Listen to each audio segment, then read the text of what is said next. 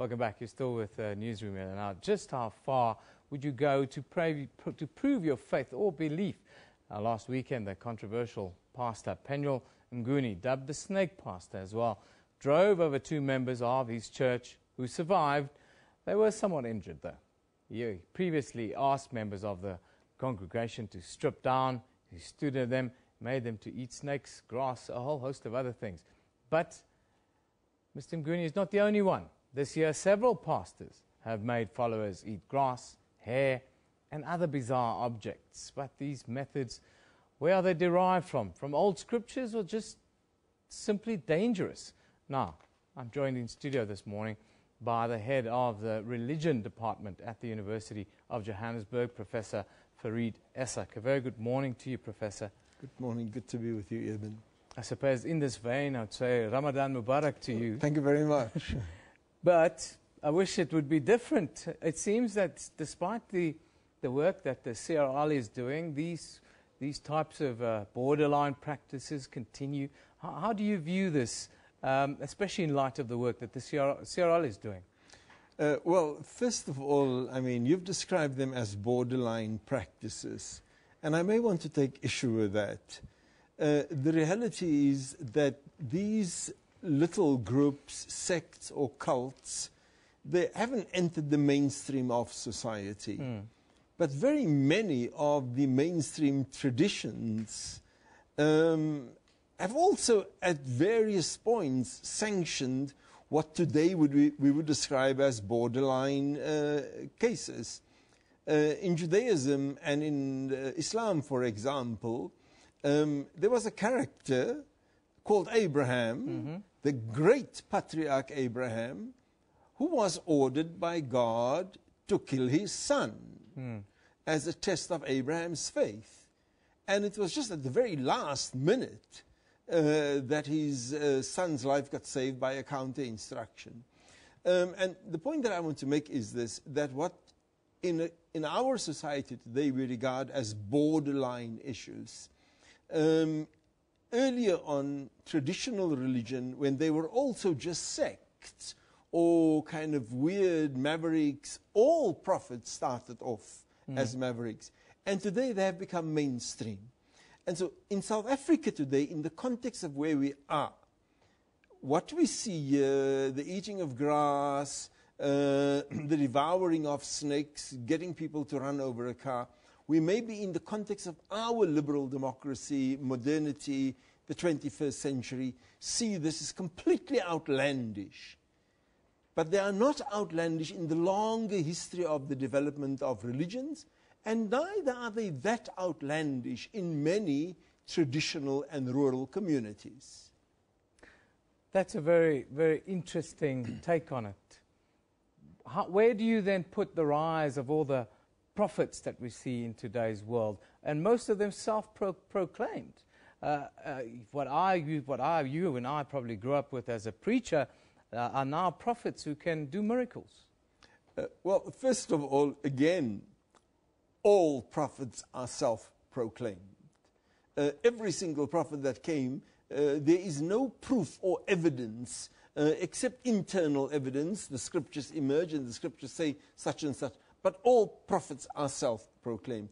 Now, there has been a proliferation, I think, in Africa on the whole, and now much of that kind of Christianity is emerging in South Africa today, particularly with the rise of immigration and so on. So what was largely a West African phenomenon is now increasingly becoming a South African phenomenon. And then you have the importation of United States right-wing religion and adding to the rise of so-called prophets inside South Africa. I think that has to do with much of the social change that South Africa is experiencing and our encounter with the larger part of Africa, but also many South Africans, especially in the traditional and rural parts, find many of the changes in our country quite bewildering. The confusion, and I'm not saying anything about this is bad, but the confusion about new roles for women, the assertiveness of women in South Africa, the affirmation of the rights of all people, irrespective of sexual orientation. Many of these things are deeply disturbing to traditional communities. And then you have many traditional people who could possibly be leading those people, all of them fleeing into the cities for the new opportunities opened by black people, and thus opening the space for people who aren't able to successfully mediate modernity with the more tribal kind of narratives or ancient biblical narratives that then translates into more manifestations of driving over people and eating grass. How do we differentiate within this between what we might understand or what would want to understand as miracles and witchcraft, if one can call it that? Or do you see elements of witchcraft being incorporated in modern day religion?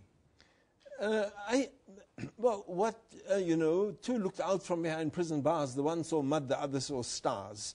So you may see witchcraft with all its negative connotations, and other people simply see that this is a reality that has been happening in our lives. It's a way of explaining things that we can't explain rationally, and we're not into psychologists and psychiatrists and so on.